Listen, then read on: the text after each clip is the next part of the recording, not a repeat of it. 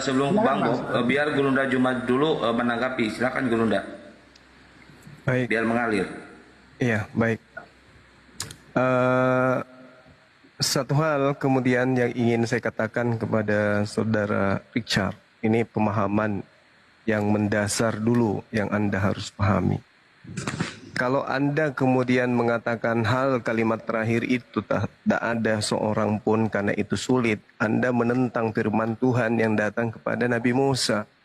Ulangan 30 nomor 11, hukum Taurat ini yang kusampaikan kepadamu pada hari ini tidaklah terlalu sukar bagimu dan tidak pula terlalu jauh, tidak terlalu berat.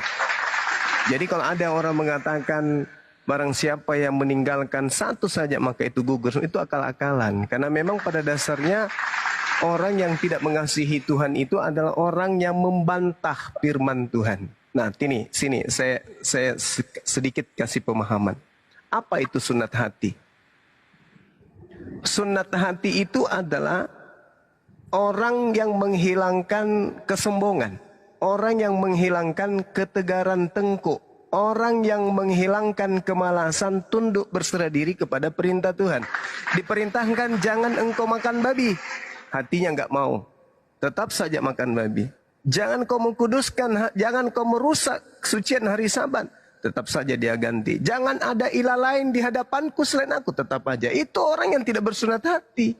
Kenapa? Karena tegar tengkuk. Jangankan orang tuanya, Tuhan yang menciptakan aja nggak didengarnya. Bagaimana mungkin Anda mengatakan Anda tidak sunat nonot, tetapi Anda sunat hati? Kayak mana ceritanya? Yang disebut sunat hati itu adalah tundukkan hati kepada apa yang diperintahkan oleh Tuhan. Diperintahkan sunat nonot, ya sunat dong. Itu baru sunat hati. Tidak mungkin orang itu sunat hati kalau dia membantah perintah Tuhan. Di dalam kitabnya orang Yahudi dikatakan begini. Ulangan 30 misalnya, nomor 6. Dan Tuhan Elohim akan menyunat hatimu dan hati keturunanmu, sehingga engkau mengasihi Tuhan Elohimmu dengan segenap hati, dengan segenap jiwa, supaya engkau hidup. Jadi orang yang sunat hati itu mengasihi Tuhannya. Orang yang mengasihi Tuhannya, ulangan 11 nomor 1, haruslah engkau mengasihi Tuhan Elohim dengan melakukan dengan setia kewajiban terhadap dia, dengan senantiasa berpegang kepada segala ketetapannya, peraturannya dan perintah-perintahnya. Itu baru sunat hati. Yesua 22 nomor 5. Hanya lakukanlah dengan sangat setia perintah Elohim dan hukum yang ada yang diperintahkan kepadamu oleh Musa, hamba Tuhan Elohim itu, yakni mengasihi Tuhan Elohim, hidup menurut segala jalan yang ditunjukkannya, tetap mengikuti perintahnya, berpaut padanya dan berbakti kepadanya dengan segenap hatimu dan dengan segenap jiwamu. Itu baru sunat hati.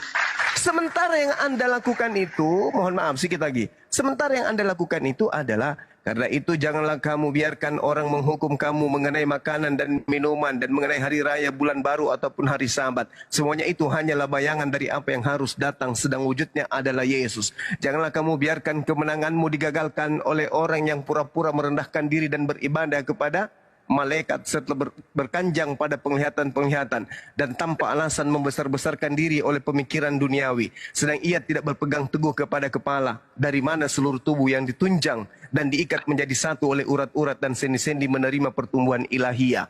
Apabila kamu telah mati bersama-sama dengan Yesus dan bebas dari roh-roh dunia, mengapakah kamu menaklukkan dirimu lagi dalam rupa-rupa peraturan seolah-olah kamu masih hidup di dunia? Janganlah makan ini, jangan kecap itu, jangan sentuh ini. Semuanya itu hanya mengenai barang binasa oleh pemakaian dan hanya menurut perintah-perintah dan ajaran-ajaran manusia. Peraturan-peraturan itu walaupun nampaknya penuh hikmat dan ibadah buatan sendiri, seperti merendahkan diri, menyiksa diri, tidak ada gunanya selain untuk memuaskan hidup duniawi. Ini yang Anda ikutin.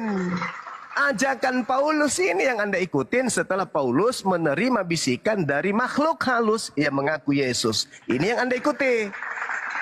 Yesus tidak ikuti ini, Bung. Yesus mengikuti perjanjian lama. Dia mengasihi Tuhan dengan tunduk berserah diri.